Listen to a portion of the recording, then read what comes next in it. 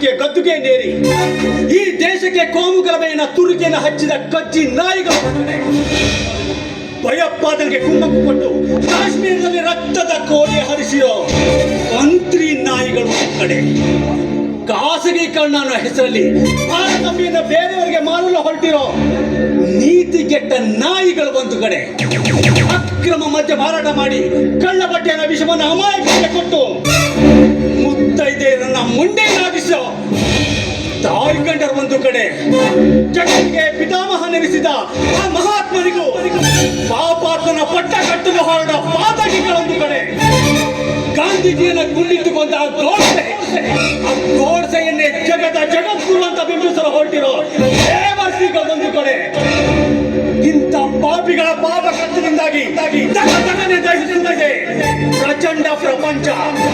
ಯಾವುದು ಮುಖ, ಯಾವುದು ಮುಖವಾಡ? ವಿಶ್ವಾಸ ಅನ್ನೋ ಸೇತುವೆ ನೆಲೆಬೇಕಾದ್ರೆ ಸಾವಿನ ಭಯ ಯಾವತ್ತೂ ಇರಬಾರ್ದು.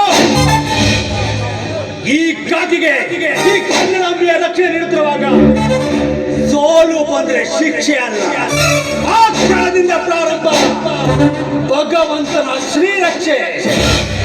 ಈ ಏಕಲವ್ಯ ಗುರಿ ಗುರುವನ್ನಿಟ್ಕೊಂಡು ಹೋರಾಡೋರು, ಗುರುಗಳಿಂದ ಹೊರಬಡಿದ್ರು ಈ ಕಾಕಿ ಕವಚನ ತಪ್ಪು ಅಖಾಡಕ್ಕೆ ಕಾಲಿಟ್ಟದೆ ಈ ಎಕ್ಸೈಸ್ ಇನ್ಸ್ಪೆಕ್ಟರ್ ಏಕಲವ್ಯ. ಏ ನಂಜುಂಡೇಶ್ವರ, ನೀನೊಬ್ಬ ಎಕ್ಸೈಸ್ ಡಿಪಾರ್ಟ್ಮೆಂಟ್ಗೆ ಮೋಸ ಮಾಡಿ ಇಲ್ಲಿಗಲ್ ಎಕ್ಸ್ಪ್ರೆಷನ್ ಕ್ರಿಯೇಟ್ ಮಾಡಿ ನಾನ್ ಅಮೆರಿಕಿದೀಯಾ? ಈ ಏಕಲವ್ಯ ಎಂಟ್ರಿ ಕೊಟ್ಟಾಯ್ತಾ? ಕಾಂಪ್ರಮೈಸ್ ಅನ್ನೋ ಮಾತೇ ಇಲ್ಲ. ಪೈಸಾ ಆನ್ ದ ಸ್ಪಾಟ್. ದೇಶ ಪ್ರೇಮಿಗಳಿಗೆ ತಲೆ ಬೋಗೋದು ಗೊತ್ತು, ದೇಶದ್ರೋಹಿಗಳು ತಲೆ ತೆಗೆಯೋದು ಏಕಲವ್ಯ. ರಾಜಕೀಯದವರು ವೇತನೂ ಕೇಳಲ್ಲ, ಸ್ಮಗ್ಲರ್ಗ ಗುಂಡಿನ ನಾಟಕ ಕೇಳಲ್ಲ, ದುಷ್ಟ ಶಕ್ತಿಗಳ